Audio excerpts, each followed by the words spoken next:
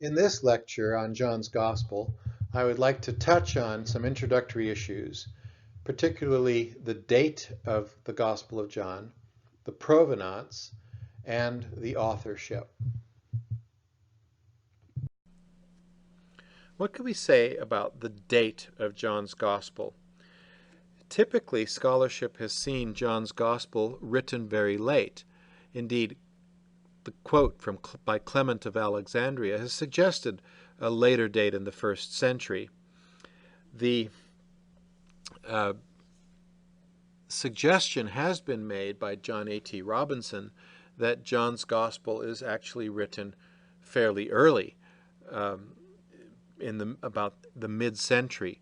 And one of the big issues to consider here about the date is John's Gospel written before AD 70, the destruction of the temple in Jerusalem, or afterwards? And we'll come to some of the discussion around that briefly. Let's begin, though, by looking at some of the external evidence. We have some interesting manuscripts that are very early, that are manuscripts recording words from John's Gospel. P52 has a few verses from John chapter 18 in it, and it is considered to be in the first part of the 2nd century and from Egypt. So a Gospel of John has been copied and made it to Egypt, or been copied in Egypt, in the first part of the 2nd century. How long would it have taken for the Gospel of John written in the context of Asia to have shown up in Egypt? Well, maybe it happened very quickly, but nevertheless, this is an early suggestion. This is an early dating for us of John's Gospel. It has to be before P52. There's also the Egerton Papyrus II, as it's called. It includes fragments of an apocryphal gospel that references John's Gospel, and it comes from the mid-2nd century. This also comes from Egypt.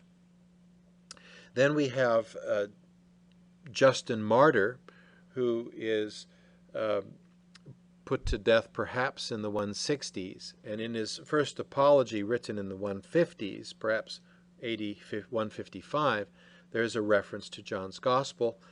And then we have P66 and P72, which are also manuscripts of John's Gospel, parts of John's Gospel, that have the title, The Gospel According to John.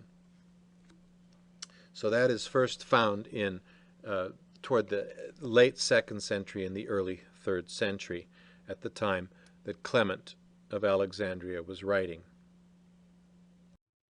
Is there any internal evidence to help us with dating of this gospel? A lot of the discussion around this revolves around this language of expulsion from the synagogue. We read this in John 9:22, when the blind man that Jesus heals is expelled from the synagogue. Also in chapter 12, verse 42, and in chapter 16, verse 2. Now, the argument among some scholars goes as follows. We have evidence that after AD 70, the remaining Jews gathered together for a council or some kind of process at Jamnia or Yavne, perhaps in the 90s. And their purpose of gathering was to reassess and redefine Judaism post-destruction of the temple. The Jews also were expelled from Jerusalem. Now, up until the time of AD 70, there were varieties of expression in Judaism. We know about them in terms of the Sadducees, the Essenes, and the Pharisees in particular. We have to ask then, as a Jewish group, what we're going to do now that our temple is gone. The chief priests, the priests in general, the Sadducees, focused Judaism around Jerusalem and the temple. The Sanhedrin was also dissolved, the ruling body for Jews, after the war against the Romans was unsuccessful.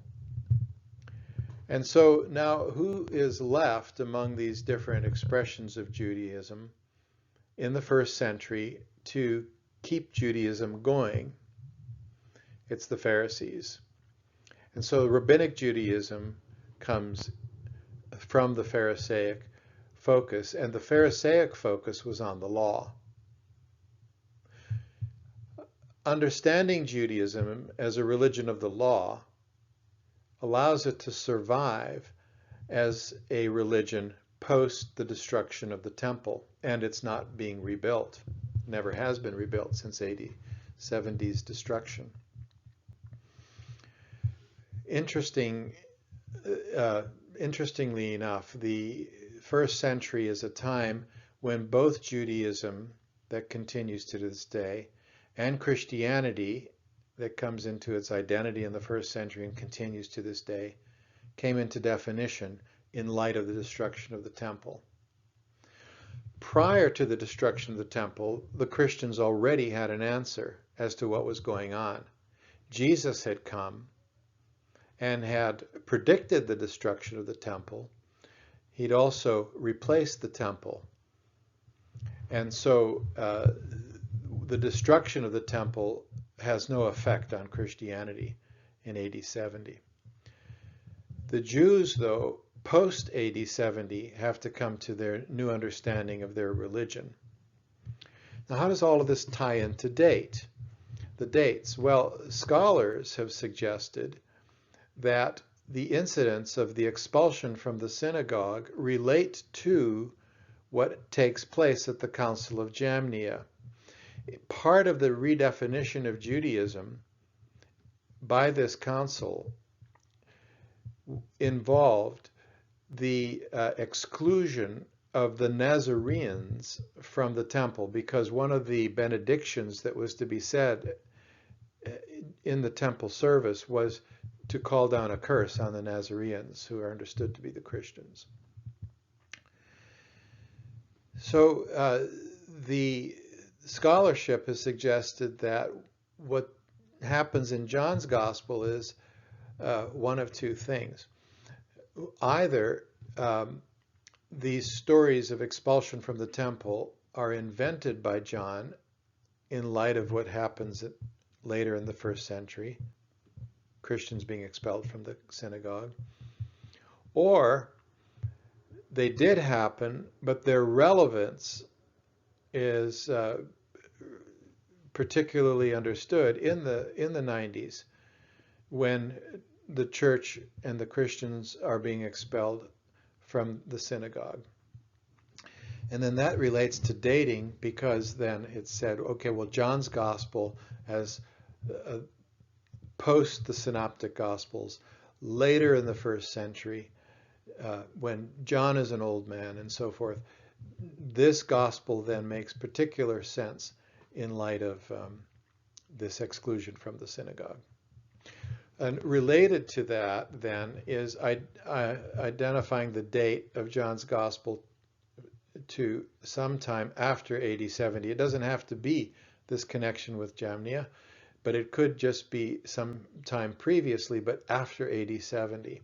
And one scholar who suggested that is an evangelical scholar, Andreas Kostenberger, who has written considerable amounts on the Gospel of John and the Johannine writings. Kostenberger says that John's Gospel is a gospel written for an audience post AD 70. The Gospel is helping to explain Jesus and the theology of the church post AD 70. He says, for example, that the Gospel offers a new purification and a new temple, the turning of the water into wine, and the comment of Jesus about the temple when he cleanses it in John chapter 2. The Gospel also offers a reinterpretation of Jewish festivals, a number of festivals around Jesus, as Jesus ministers in Jerusalem. And then there is the fact that Jesus is a new Passover sacrifice through his death in John's Gospel. So these are not conclusive arguments, but they're arguments that can make sense of the text. They're internal evidence arguments. The one thing I would say about the first one discussed about the expulsion from the synagogue is there is a tendency among many scholars on John's Gospel to assume that John is not historical and to allow easily the fact that John might invent a story in order to make a theological point. But there's every evidence from other parts of the New Testament that suggest that Christians are expelled from synagogues well before this becomes a bigger issue at the Council of Jamnia in late first century and on, as the church and Judaism part ways. And all one has to do is see how in Acts Paul is regularly thrown out of the synagogue after a week or 2 or 3 weeks of ministering there. The church is separated in every city where he goes from the synagogue. And Jesus himself predicted that in the Synoptic Gospels, in the Synoptic Apocalypse, that the disciples would experience persecution and be beaten and so forth, as both Jews and others turned on them in their ministry of the mission that Jesus commissions them with. So the idea of an invention of expulsions from the synagogue makes no sense whatsoever, and I would certainly go with historicity for John's Gospel on this issue, to say nothing of our understanding of the authority of Scripture and the historical reliability of the Gospels. Now let's turn to the question of provenance. And we've seen that the Johannine writings do hang together by the kinds of things that are said. Even if the name John isn't to be found in the epistles, even if the name John isn't to be found in the Gospel of John, as it is in the book of Revelation, nevertheless, the writing is so similar. And even if we were to say that different authors were writing this, we would suggest that those authors somehow know each other and are living about the same time because they're presenting Christian theology using similar language. And so that leads us then to say that the indication from Revelation 1 through 3 is that these writings come from the Roman province of Asia, where the book of Revelation clearly originates. And so in that regard, what we can say is that John's Gospel represents a translation of the narrative of Jesus' ministry and death for the Jewish-Gentile context of Asia Minor. I'm using the language of translation here as missiologists use it. Missiologists talk about how the gospel is to be proclaimed in an understandable way to other cultures, as well as raise the question, how is the gospel to be contextualized in other cultures? And there are different views about contextualization. Some views are extreme. They talk about syncretism, mix Christianity with native religious ideas in order to present it in a new culture and context. But the language of translation has been used to say that no, it's not the changing of the gospel or the mixing of the gospel ideas, but rather that the gospel can be translated into terms that a different culture can understand. It seems to me that this is what's going on in John's gospel. While John is representing the history, he is representing the words of Jesus, nevertheless, he is also engaged in translation for a different place and time. And we see that translation as, for example, we move from the language of kingdom to the language of life. in John's Gospel. What would it mean to read John's Gospel as a response to the context of writing in the Roman province of Asia, where the 7 churches of Revelation 2 and 3 were situated? John's Gospel certainly reads differently from the Synoptics. We know that there were many Jews in Asia, and that they would have been eager to hear any reflection on what the destruction of the temple would mean for them, just as much as those living in Judea and Galilee would have been concerned. So that might be one aspect of the translation. Now the focus is going to be on presenting Jesus in light of the end of the temple. But we can push further. We can say, what about the Gentiles? How might they have heard John's story of Jesus in Asia, or anywhere in the Greek and Roman world for that matter? And so that question raises an interesting discussion in some of the commentaries about Jesus and the Greek god Dionysus. Dionysus was the Greek god of wine, fertility, and new life. His name in the Roman context was Bacchus. It's the same god. Now, some scholars have suggested that John intentionally tells parts of the story of Jesus in reference to the story of Dionysus. You may recall that the Asian city of Pergamum had a temple dedicated to Dionysus, the god of wine, fertility, and new life. And we also read some things about Dionysus that are interesting in light of John's Gospel. Pausanias says that 3 pots are brought into the building by the priests and set down empty in the presence of the citizens and of any strangers who may chance to be in the country.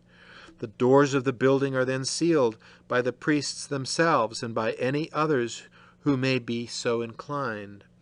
On the morrow, they are allowed to examine the seals, so the seals are still intact. And then on going into the building, what do they find in those pots that had been filled with water? They find that the pots are filled with wine. The god of wine has produced wine. Lucian says in his history, Dionysus makes rivers taste of wine. And Pliny says in his natural history,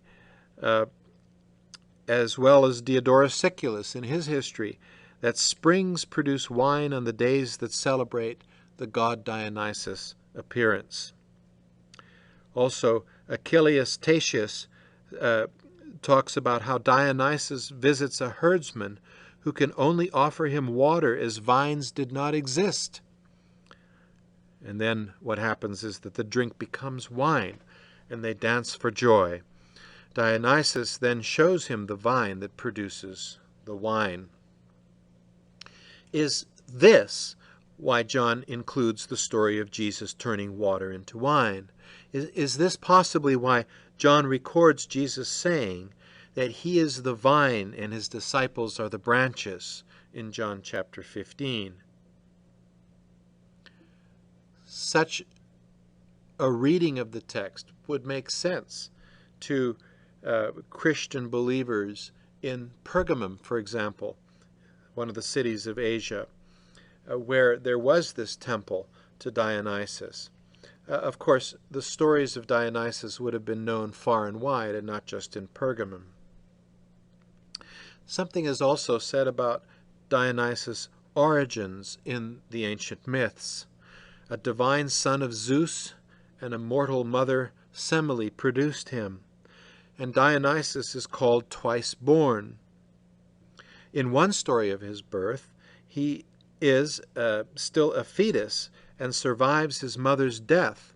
And what Zeus, the father, does is he plants the fetus of Dionysus into his thigh and gives him birth.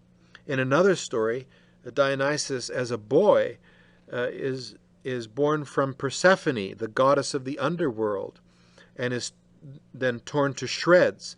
But Zeus places his heart in Semele, from whom he is then born a second time. In another story about Dionysus, we hear how he descended to the underworld and brought his human mother back to life, sharing his immortality with her. Is this why we find in John's Gospel an emphasis on the theme of new life? Dionysus was also said to have worked miracles. With events like these, Apollodorus says, and in reference to the miracles of Dionysus during his earthly wanderings, with events like these, men learned that Dionysus was a god, and they began to honor him. So people hearing that Christians worshipped someone named Jesus might well expect that he was someone who traveled around like Dionysus, worked miracles, and was considered to be a god. Dionysus' life involved various exploits, which, moreover, culminated in his ascension to heaven, having proved through these exploits that he was indeed divine. While various comparisons might be made to Dionysus, then, it seems best to me not to approach this, as some scholars have, as if John has been influenced by these stories, or even presents Jesus in light of these stories, but rather that what John is doing is he is presenting who Jesus really was historically for an audience that needed to hear this kind of contrast with the myths that they had been telling about the gods. In other words, I'm opposed to the idea that the author is, in an extreme way, inventing stories that compare to what Dionysus did.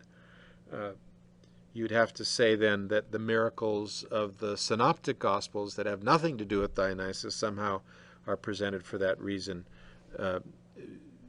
as well.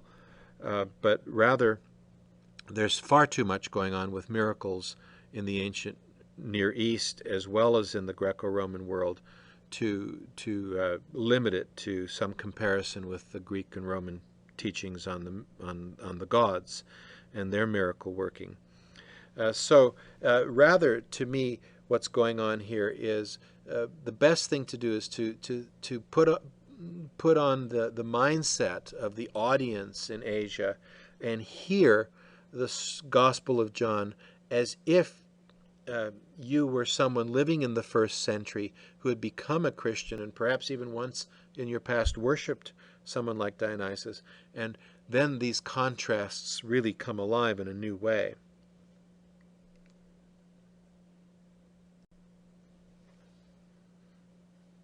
Now, what can we say about authorship? Well, the internal evidence should be looked at first, and there is an interesting relationship between the author, the beloved disciple, and some anonymous disciple in the Gospel of John.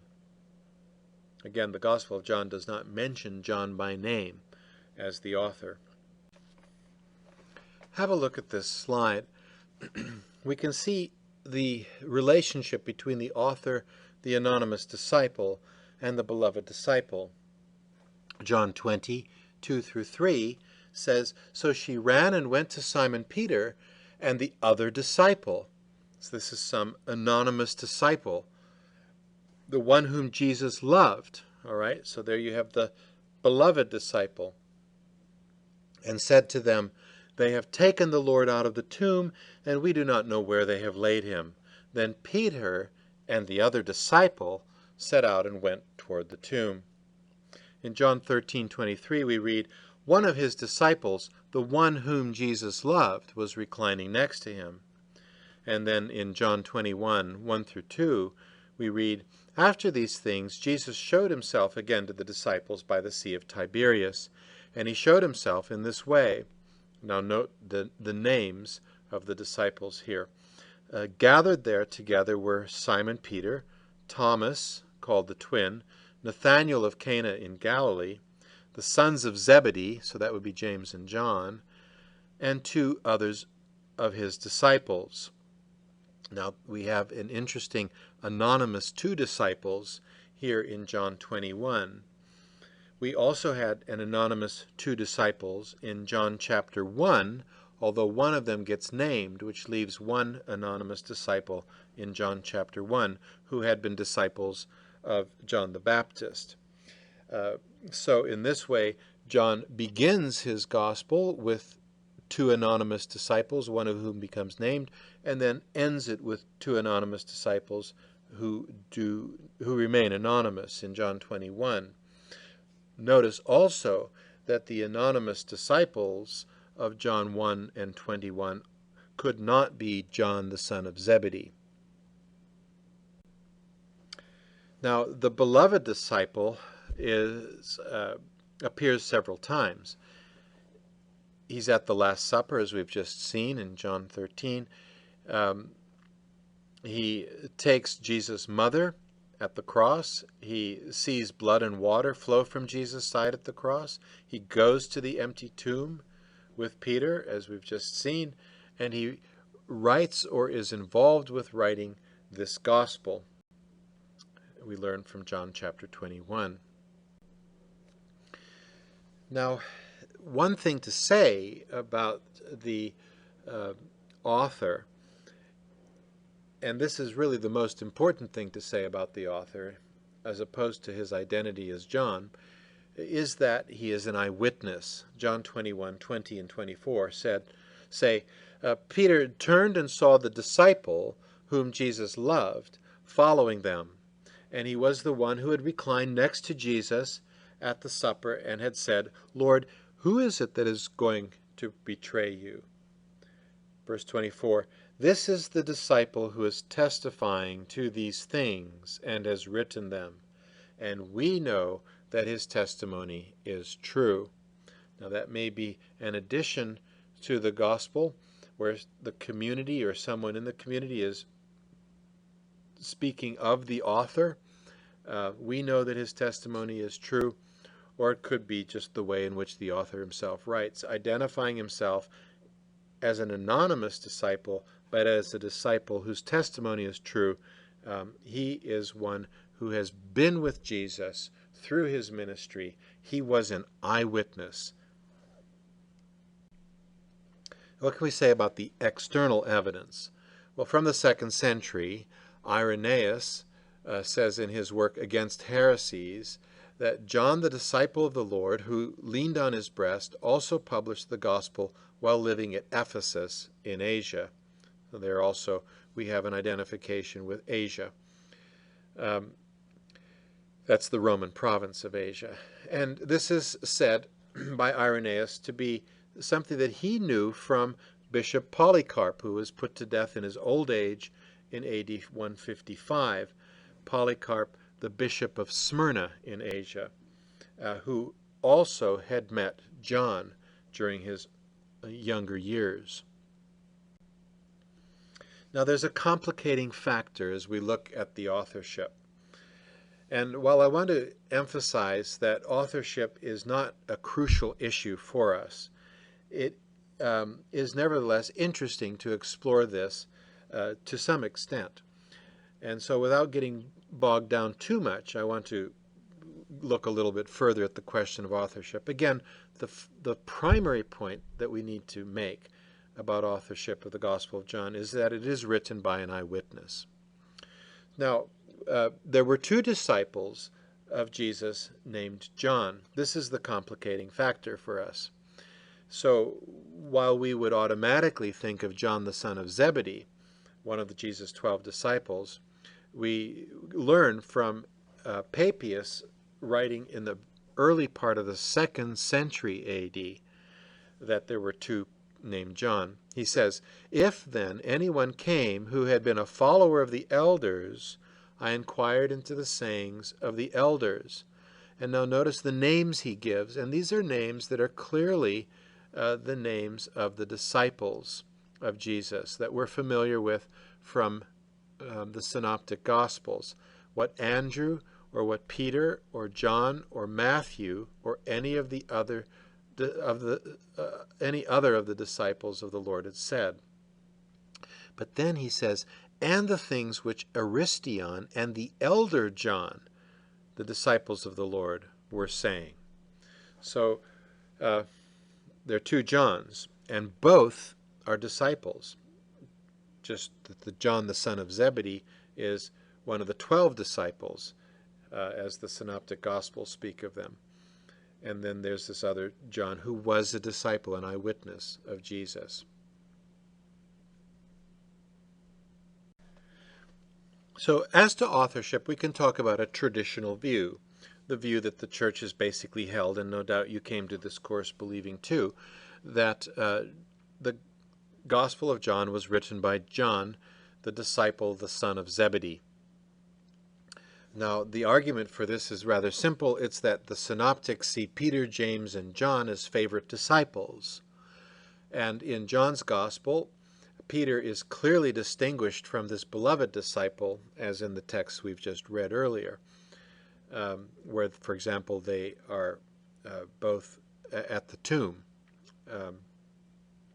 Now, one of these three in the inner circle of Jesus is James, John's brother, and we learn that he was martyred very early on from Acts chapter 12, verse 2. So this leaves John. The ending of John's Gospel suggests that John lived a long time, and so it could not have been James. Therefore, the argument goes it was John. And then, after all, we have the external evidence from authors in the second part of the 2nd century saying it is John, the son of Zebedee. Now, it seems to be John, the son of Zebedee, but let's explore this further. One author among many who would support the traditional view is Craig Keener, who's written one of the most exhaustive commentaries on the Gospel of John. He takes this view. But there are other views. There's David Catchpole, for example, who says, and this is my having a little tempted humor at this point in the course finally, I'm not sure I give a fig, but I rather thought it might be Nathaniel. Or Martin Hengel, the great backgrounds scholar from Germany. Vielleicht ist der Autor der alte Johannes. What Martin Hengel is saying is he believes it's not John the son of Zebedee, but it's the elder John. And Richard Bauckham is agreeing with him. I have to say that Martin has a jolly good case. It was John the Elder. Jim Charlesworth has suggested that it was Thomas. I doubt we'll ever know, but maybe it was Thomas. And Mark Stibbe says, I'd like to raise the thought that it was Lazarus. Okay, well, back to a more serious moment. The case for Lazarus, I think, is just far too weak, although it has been suggested by others than just Mark Stibbe. It is explicitly said that Jesus loved him, chapter 11, 3 and 5. So is he the beloved disciple? Also, the beloved disciple is first mentioned in the narrative after the raising of Lazarus, chapter 13, verse 23. He would have been in a position to take Jesus' mother to his own home at Bethany, nearby Jerusalem, chapter 19, verse 27. It would be uniquely appropriate, furthermore, if he were the one to recognize the significance of the placing of Jesus' clothes in the tomb, as we have in chapter 20, verses 6 through 8. And then finally, since he had already died once, it would make sense that he would be the object of the rumor that he would not die again, chapter 21, verse 23. The case not argued by, but presented by Andrew Lincoln in his commentary on John's Gospel. Well, there is a crucial issue that undermines the case for Lazarus. John chapter 12, verses 10 through 11. So the chief priests planned to put Lazarus to death as well, since it was on account of him that many of the Jews were deserting and were believing in Jesus. How, Lincoln asks, could one whom the chief priests wanted to kill have had access to the high priest's court? Now, we haven't ruled out yet that John, the son of Zebedee, might have been the author, but let's consider another suggestion. And this is a very intriguing hypothesis. It's presented by not only Martin Hengel and Richard Bauckham, but some others as well. For example, Ben Witherington takes this position. He suggests that it is the other John from Asia, the other John from Ephesus, the John known as John the Elder, who was also an eyewitness, disciple of Jesus' ministry. We've seen that Papias mentions two disciples named John. And in John 18:15 we read, Simon Peter and another disciple followed Jesus. Since that disciple was known to the high priest, he went with Jesus into the courtyard of the high priest. Well, here we have the anonymous disciple mentioned with Peter, like at the death, although there at the tomb he's also referred to as the one who leaned on Jesus' breast. So who is this other disciple, this anonymous disciple? Now, does it make sense that it was Lazarus? We've already said no. But furthermore, does it make sense that he was John, the son of Zebedee, from Galilee? How would that person have had access to the high priest's court? That is an intriguing question. Now, what Bauckham suggests, and this is certainly on its own not a very strong argument at all, but he suggests that possibly the John of Acts 4, 5, and 6 could be this person. The next day their rulers, elders, and scribes assembled in Jerusalem with Annas the high priest, Caiaphas, John, and Alexander, and all who were of the high priestly family. All right, so there is a John who does have access to the high priestly court because, after all, he is from the high priestly family. But can we say more about that? Eusebius tells us something about someone named Polycrates living in the late part of the 2nd century A.D. Polycrates, in a letter to Victor of Rome, says, "And moreover, among those who have fallen asleep in Asia, there was Philip and his 3 daughters, and John, too. He leant back on the Lord's breast, who was a priest wearing the sacerdotal plate." The Greek word is patetlolon. That's the high priestly headdress. And then he says of him, he was both a martyr and a teacher. What an intriguing comment from someone who himself was from Asia, Polycrates. About 100 years after the gospel would have been written, that here we had a priest who leant on Jesus' breast, and his name was John. Could this be John the Elder? And in the Apostolic Constitution, 746, we see that John was appointed by John the son of Zebedee, and he was 2nd bishop of Ephesus after Timothy. So this elder John was considered at a later time in the early church to have been the 2nd bishop of Ephesus, obviously reading the language of bishop back into the time of Paul and Timothy, but nevertheless attesting to him as connected with John the son of Zebedee and connected with Ephesus in Asia. So Bauckham's position is that the author is John the Elder. He was a Jerusalem disciple who hosted the Last Supper. After all, would John the son of Zebedee have had a place to host the Last Supper? But would not the one who Jesus is seated next to have been the one who owned the upper room? And that's why he's seated next to him. Jesus leant on his breast because they recline at table when they celebrate the Lord's Supper. So the host is right beside Jesus. Okay, so Bauckham says this is the person who has written this gospel, and he was an eyewitness who gave testimony to Jesus. Uh, in the 2nd century, the authorship of the gospel came to be attributed to John, the disciple, the son of Zebedee, since the names of John and John were easily confused. Um, and the 12, of course, were given the highest authority in the church. So why not say it's John, the son of Zebedee? Now, the idea then that it is John the elder and not John the disciple, the son of Zebedee, is not a huge difference for us because both of them are eyewitnesses who can testify to the things that Jesus has done.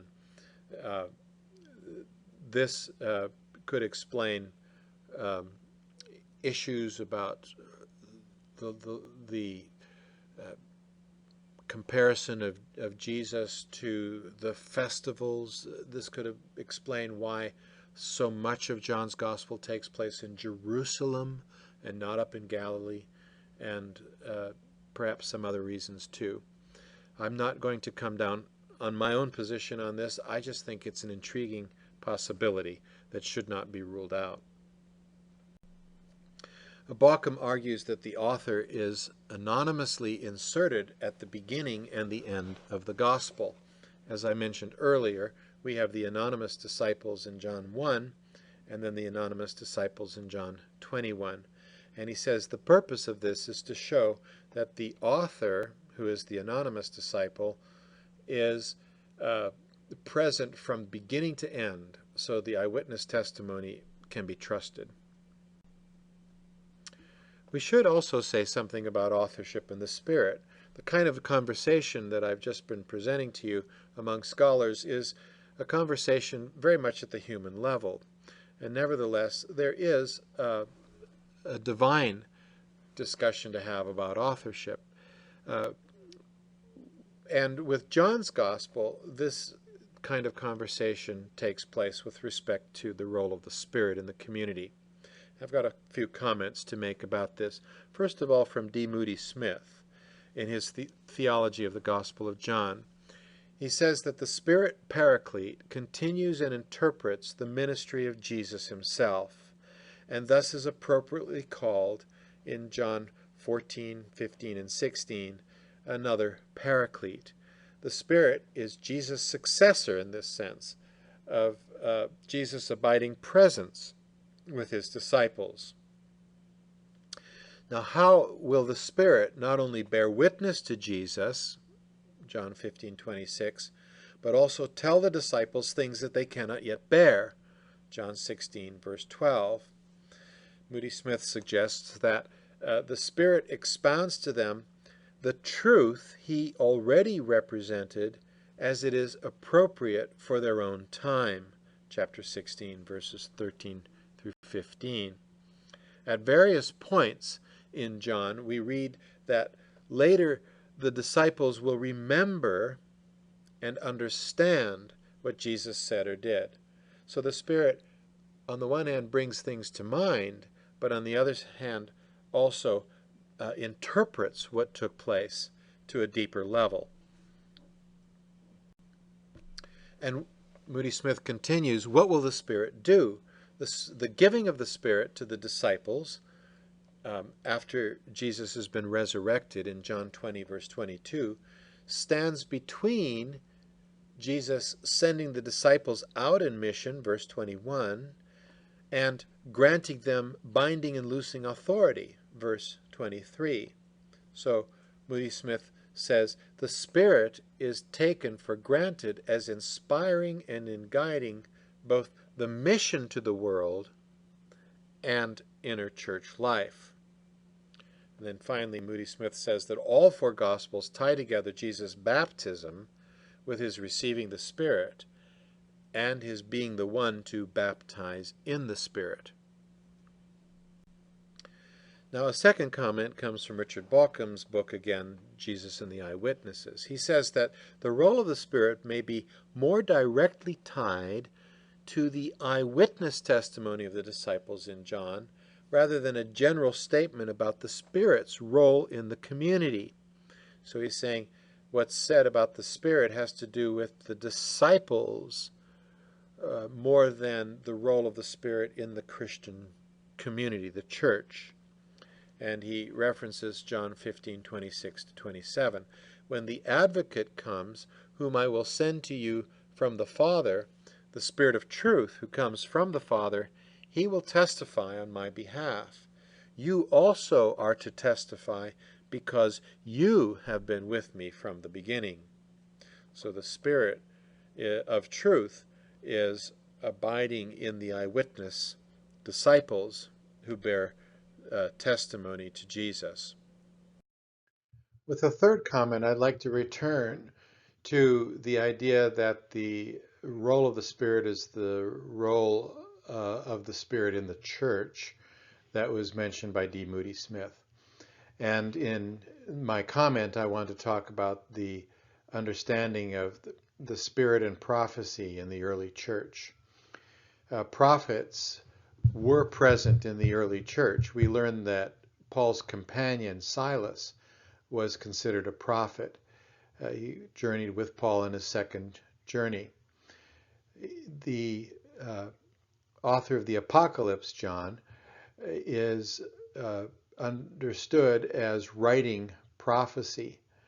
And Philip, who is one of the persons designated early in the book of Acts as a one to serve in the Jerusalem church, is later identified as having 4 daughters who are prophets. And we learn that Philip lives with his daughters in Hierapolis, which is near Laodicea in Asia. Again, an Asian connection, as with the Gospel of John.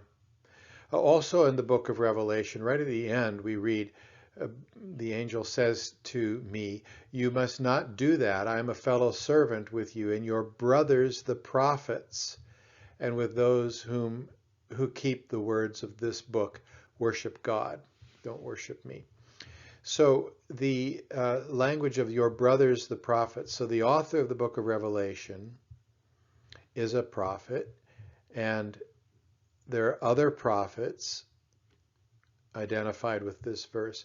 Bauckham, in other writings of his on the book of Revelation, suggests that it's exactly this group of prophets that were the ones who would have interpreted this apocalyptic prophecy of the book of Revelation.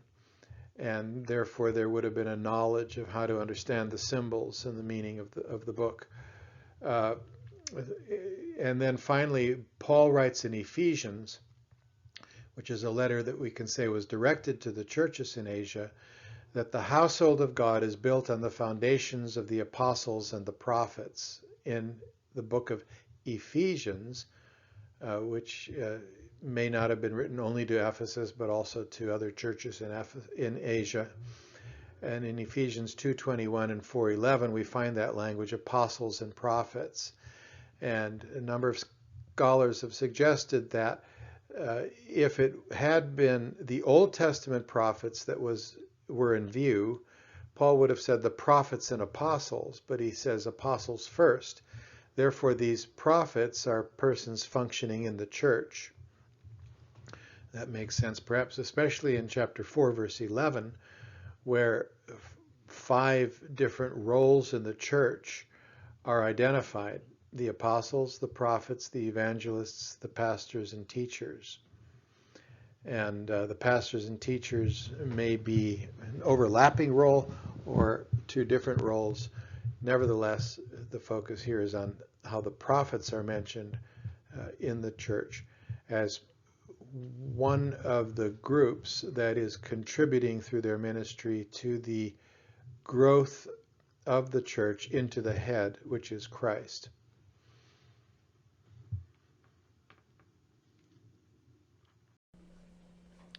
So continuing that thought, the church was a community of the Spirit who continued to speak through the Christian prophets.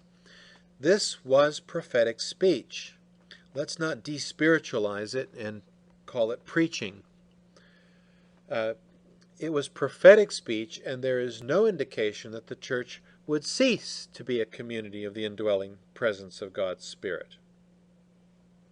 Furthermore, John depicts the Christian community as a community of the Spirit, even if, as Bauckham suggests, a major point might well be that the eyewitnesses of Jesus are the ones with the Spirit's testimony of Jesus.